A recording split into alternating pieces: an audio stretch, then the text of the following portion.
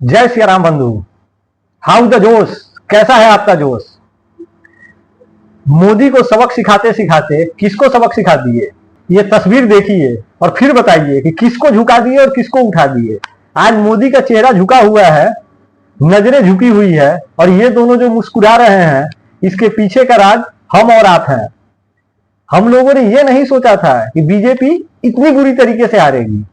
हम सभी का एक ही विचार था कि चलो कोई नहीं, बीजेपी 400 पार तो हो ही रही है, एक सीट हार जाने से क्या फर्क पड़ता है, एक सीट हार जाएगी 399 पे आ जाएगी। यही सोच के हम लोगों ने हर जगह से बीजेपी को हराया है। और इसमें गलती मोदी जी की भी है।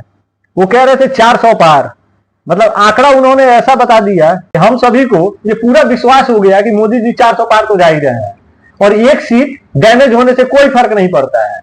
हर लोकसभा का यही एक नारा था। हर लोगों ने यही समझा कि चलो एक सीट हारने से कोई फर्क नहीं पड़ता, और एक एक करते हुए इतनी सीटें हार गए हम लोग कि अपना जो था बहुमत वो भी नहीं सिद्ध कर पाए। और उसी का देन है कि आज हमारे नीतीश बाबू और ये टीडीपी पार्टी वाले, इन लोगों का डिमांड अजीबोगरीब चल रहा है। हमारे नीतीश जी को चाहिए, सबसे पहला मुद्दा उन्हें क्लियर चाहिए कि जातिगत जनगणना मोदी जी को कराना पड़ेगा, और टीडीपी वाले को चाहिए कि 4% मुस्लिम आरक्षण लागू करना होगा। तो हम तो कहते हैं कि 4 नहीं 44% मुस्लिम आरक्षण कर दीजिए। हिंदुओं को भी पता चलना चाहिए कि चलो भाई कुछ तो मिला हमें, और जातिगत जनगणना तो करा ही देना चाहिए। जातिगत जनगणना कराइए, और जिस की जनसंख्या ज्यादा है वहां से उनके सांसद को उतार दीजिए। बस यही खेला होना है, यही खेला ये लोग कर रहे थे और यही ये लोग चाहते हैं। जाति के हिसाब से काम होता रहे, क्या फर्क पड़ता है।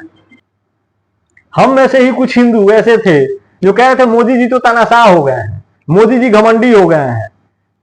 तो मोदी जी का आप लोगों ने घमंड कम कर दिया, उनकी तानाशाही कम कर दी। उनका नहीं किए हुआ, आपने हिंदुओं का सर झुका दिया।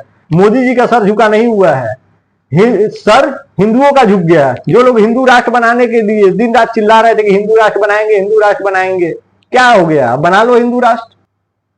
अब तो हिंदू राष्ट्र का बात भी नहीं कर पाओगे। जब वोट 10 किलो राशन के लिए दिए हो तो हिंदू राष्ट्र का क्या जरूरत है? 10 किलो राशन लो, आराम से खाओ, घर में सो चैन से। मोदी जी एक ऐसे प्रधानमंत्री थे जिन्होंने विश्व में हिंदुत्व का डंका बजवा दिया था। जो जय श्री राम नहीं बोल पाता था, जय श्री राम हर मंच से चिल्ला रहा था।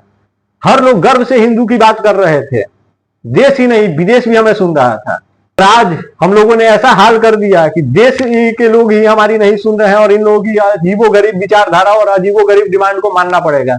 या तो मानोगे, या सरकार इंडिया गठबंधन वाले बनाएंगे, फिर वो टकाटक आपको 10 किलो राशन देते रहेंगे और खाते रहो और चैन से गुनगुनाते रहो। बहुत आप लोगों को दिक्कत था कि जो राम को लाए हैं हम उनको लाएंगे कहने वाले पे, कि राम को ये कैसे ला सकते हैं। तो बाबर ने कौन सा राम को भगा दिया था? मुलायम सिंह यादव ने कार सेवकों पे गोली चला के कौन सा राम जी को भड़का दिया था? 500 सालों से जितने लोगों ने कुर्बानी दिया, उनका कुर्बानी नहीं करवाया होगा।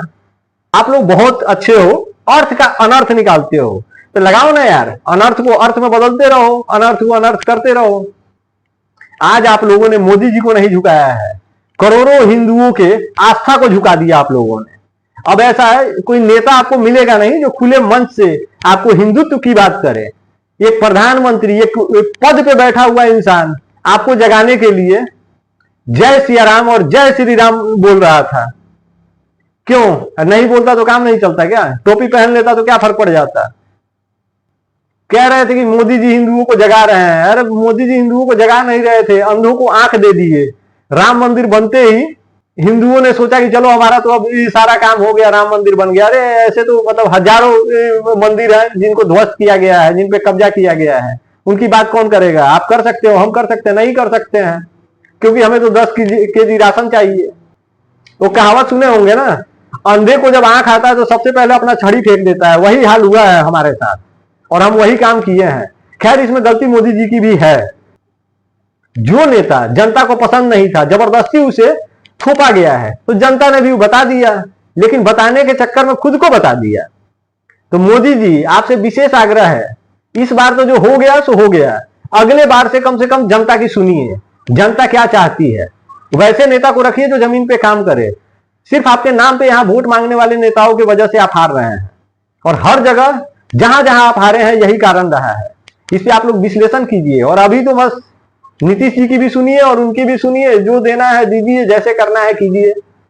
सबसे बेहतर तो ये होगा कि नीतीश जी के पार्टी के भी जो सांसद जीत के गए हैं वो डायरेक्ट बीजेपी को ज्वाइन कर लें। कि दब के काम करना और खुल के काम करना दोनों में बड़ा फर्क होता है। अब अगर 5 साल मोदी जी अगर इनके दबाव में काम कर रहे हैं तो कुछ भी देश का विकास नहीं हो सकता है, सिर्फ बंटाधार होगा। ये लोग ऐसे उल्टे सीधे ही काम करवाएंगे। खैर, अब जो हो गया सो तो हो गया है, लेकिन एक विशेष आग्रह है हिंदुत्व की बात करने वाले उन सभी हिंदुओं से कि आप लोग जाति जाति का ढोल पीट पीट के इस तरह मत कीजिए। और एक सीट गंवाने से कोई फर्क नहीं पड़ता है, का नतीजा आप लोग देख लीजिए कि एक ही सीट गंवाए हैं और एक ही सीट करके टोटल हम लोग 400 में से 240 पे आ गए। 160 सीट गंवा दिए जो मोदी जी के दृढ़ संकल्प में था।